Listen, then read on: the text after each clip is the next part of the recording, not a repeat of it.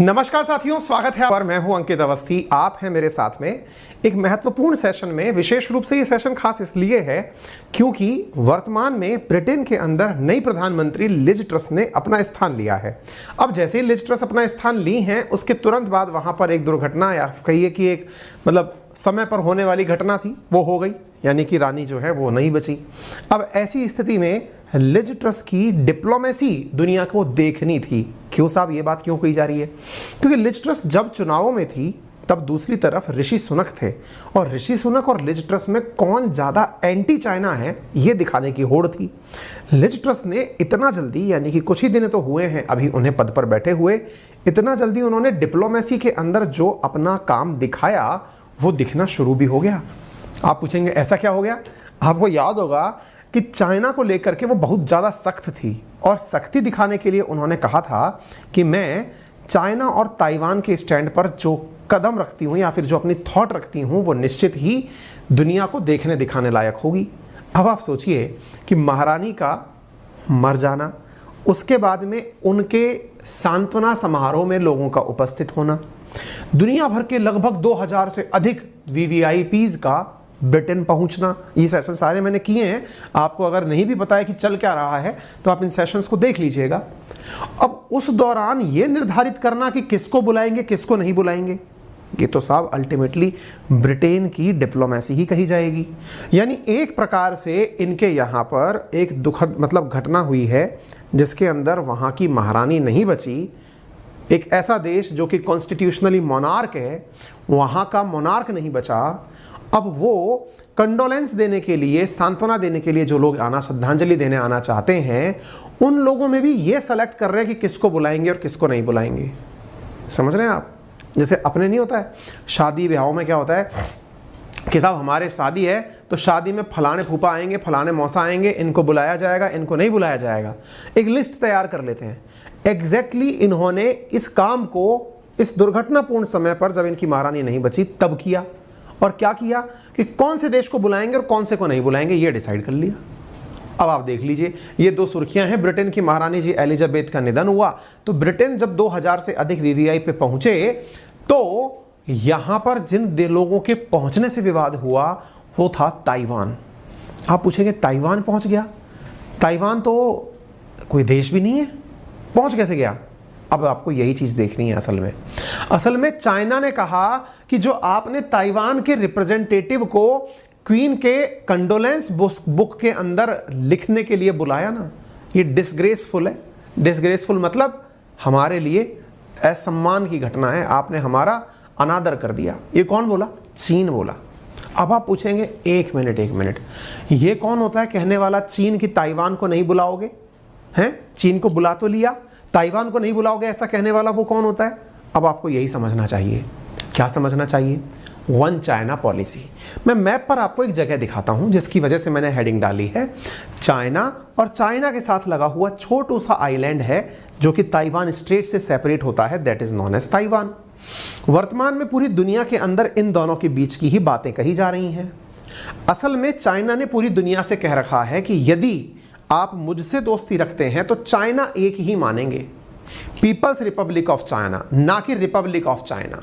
यानी People's Republic of China and Republic of China ये दोनों एक ही हैं, आप हम दोनों को अलग नहीं मानेंगे। इसी को वन चाइना पॉलिसी कहते हैं। मतलब क्या हुआ? वन चाइना पॉलिसी का मतलब यह हुआ कि पीपल्स रिपब्लिक ऑफ चाइना जो कि वर्तमान चाइना है, and Republic of China that is Taiwan, इनको आप सेपरेट ना मानकर एक ही मानोगे। और अगर आपने एक ही माना तो फिर ताइवान को क्यों बुलाया? आप सोच के देखिए, ये बिल्कुल वैसे हो गया कि आपके घर में माताजी पिताजी के साथ आप रहते हैं, पड़ोसी ने आपको इनविटेशन दिया, इनविटेशन में पापा को अलग इनविटेशन दिया और आपको अलग इनविटेशन दिया। अरे भाई, आप माताजी पिताजी के साथ रहते हैं तो टेक्निकली तो आप दोनों एक ही हुए। जब आप एक ही हुए तो एक ही जने को कार्ड मिलना चाहिए था ना भाई, शादी में खाना खाने का। परिवार तो एक ही है। लेकिन आप क्या कहते हैं कि नहीं साहब, मेरी नज़र में बाप अलग है, बेटा अलग है, और मैं दोनों को अलग अलग कार्ड दूंगा, और अगर इनमें से एक ना भी आए तो कोई बात नहीं, मैं बेटे को कार्ड दूंगा। तो यार ऑब्वियस सी बात है, बाप को तो बुरा लगेगा। ताइवान और चाइना का बिल्कुल वही केस है। क्या केस है कि इन दोनों को एक ही समझना चाहिए। ये कौन कहता है? चाइना कहता है। ताइवान कहता है मैं बेटा हूं लेकिन बगावती हूं, यानी अलग हो चुका हूं। चाइना ने पूरे दुनिया भर के अंदर ढिंडोरा पीट के सबको बुलवा बुलवा के कहलवा दिया कि सबसे कहो कि चाइना एक है। इंडिया ने कहा कबूल है, अमेरिका ने कहा कबूल है, यूके ने कहा कबूल है। एक मिनट फिर से कहोगे, क्या कहा? यूके ने कहा? जी हां, यूके भी वन चाइना पॉलिसी मानता है, अर्थात ताइवान को अलग नहीं मानता है, ताइवान को चाइना का ही हिस्सा मानता है। फिर आप कहेंगे यार खोपड़ी खुजालने का मन कर रहा है, फिर ये क्या लिख रहा है, ताइवान को बुलाया गया। मतलब आप कहने के लिए तो कहते हो कि हम दोनों को एक ही मानते हैं, फिर भी दोनों को अलग अलग बुलाते हैं। तो मतलब आप खुद चाहते हो कि हम दोनों लड़ते रहें, यानी बाप बेटे लड़ते रहें, ये चाहते हो आप। ये तो वो वाली बात हो गई। लिज ट्रुस ने सीट पे बैठने से पहले कह दिया था, क्या मैं सीट पे आऊंगी तो ऐसा ही होगा। अब वो वैसा ही होगा, वही चीज तो दिख रही है अब आपको यहाँ पे, क्योंकि लिज ट्रुस के ही विश्लेषण में ये सारी चीजें चल रही हैं। जब से ये बनी है प्रधानमंत्री तब से, ये है Liz Truss by the way, जब से ये प्रधानमंत्री बनी है तब से ये चाइना के खिलाफ किस तरह का माहौल रखेंगी, यही तो सबसे ज्यादा देखने लायक चीज थी, और वो दिखाने में कामयाब होगी। इन्होंने कहा कि जो न्यू ब्रिटिश प्राइम मिनिस्टर है लिज ट्रुस, वो बहुत ज्यादा टफ तरीके से यूके, मतलब टफ तरीके से चाइना के साथ पेश आएंगी, ये इन्होंने पहले ही कह दिया था। अब समझ के देखिए कि ताइवान को स्पेशली इनवाइट किया गया क्वीन के कंडोलेंस बुक पर हस्ताक्षर करने के लिए। अब आप में से कई लोग फिर कहेंगे, एक तो साहब जी ये समझ नहीं आता ये कंडोलेंस बुक क्या होती है। अच्छा, कभी बचपन में आपने स्लैम बुक भरी है? एक ऐसी किताब होती थी जब आप छोटे होंगे, कई जो थोड़ा प्राइवेट टाइप की स्कूल से पढ़े होंगे, हम तो सरकारी देहाती आदमी हैं, तो हमने तो कभी वो देखा नहीं कि कैसा होता है। हमने हमारे बच्चों को देखा है, इन दिनों एक सिस्टम चल रहा है कि बच्चे एक दूसरे की ग्रीटिंग्स भरते हैं कि तुम हमारे दोस्त हो, तुम हमारे दुश्मन हो, तुम्हारी ये अच्छाइयाँ हैं, तुम्हारी ये बुराइयाँ हैं। बाद में फिर दोस्तों से सुना। एग्जैक्टली कभी कोई विदेश का व्यक्ति या कोई नेता जो है किसी दूसरे देश जाता है तो वहाँ जा कर के वो एक विजिटर बुक समझ लीजिए आप, वहाँ जाकर लिखता है कि मेरी इनके प्रति क्या भावनाएं थी। वो बातें इसलिए लिखी जाती हैं ताकि उस व्यक्ति के सम्मान में, देखो इतने सारे लोगों ने अपने द्वारा श्रद्धांजलि अर्पित की, ये अपने आप में एक स्ट्रेंथ दिखाने का तरीका होता है। महारानी के प्रति भी एक कंडोलेंस बुक का सिस्टम रखा गया था। उस कंडोलेंस बुक के सिस्टम के अंदर ताइवान के ताइवान जो है उसकी तरफ से रिप्रेजेंटेटिव को बुलाया गया, और वो इस कंडोलेंस बुक के अंदर ताइवान की तरफ से जो अपना स्टैंड है वो लिख कर गया, महारानी के प्रति सांत्वना लिख के गया। आप पूछेंगे क्या केवल ताइवान से बुलाया? अरे नहीं भाई, दुनिया के 500 से ज्यादा तो राजनेता आए थे यहाँ, राजनेता छोटे मोटे नहीं। बाइडेन साहब गए थे, द्रौपदी मुर्मू जी गई थी, इसके अलावा दुनिया भर के कई नेता, जस्टिन ट्रूडो, शेख हसीना, जितने भी कॉमनवेल्थ नेशन हैं, उन सबके बड़े बड़े लोग इस कंडोलेंस बुक में अपनी बातें लिखने गए थे कि महारानी जी आप चली गई, हमें बड़ा दुख है, आपके चार्ल्स को हम सांत्वना देते हैं कि वो बड़ा होकर के बढ़िया राजा बनेगा।